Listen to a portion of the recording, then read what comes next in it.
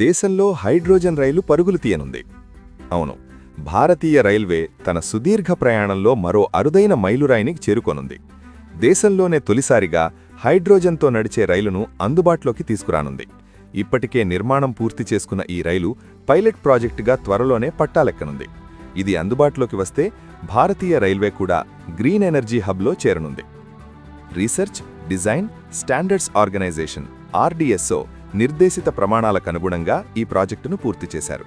గత వారం లోక్సభ వేదికగా రైల్వే శాఖ మంత్రి అశ్విని వైష్ణవ్ ఈ వివరాలు వెల్లడించారు. దేశంలో తొలి హైడ్రోజన్ రైలు నిర్మాణం పూర్తయిందని, దీన్ని పూర్తిగా దేశీయంగా రూపొందించి అభివృద్ధి చేశామని చెప్పారు. ఈ రైలు నిర్వహణ కోసం హర్యానాలోని జింద్లో ప్రత్యేక హైడ్రోజన్ ఉత్పత్తి ప్లాంట్ ఏర్పాటుకు ప్లాన్ చేశామన్నారు. ఇది పూర్తిగా భారత్లోనే రూపొందించి అభివృద్ధి చేసిన హైడ్రోజన్ రైలు. 10 కోచ్లతో కూడిన ఈ రైలు ప్రపంచంలోనే అత్యంత పొడవైన హైడ్రోజన్ రైలుగా గుర్తింపు పొందింది. బ్రాడ్ గేజ్ ట్రాక్పై నడిచే అత్యంత శక్తివంతమైన హైడ్రోజన్ రైలు కూడా ఇదే. ఈ రైలులో 1200 కిలోవాట్ల సామర్థ్యం కలిగిన 2 DPC అనగా డ్రైవింగ్ పవర్ కార్లు, 8 ప్యాసింజర్ కోచ్లు ఉంటాయి. ఇది హైడ్రోజన్ ఇంధనాన్ని ఉపయోగించి రసాయన చర్య ద్వారా విద్యుత్ ఉత్పత్తి చేసి నడుస్తుంది.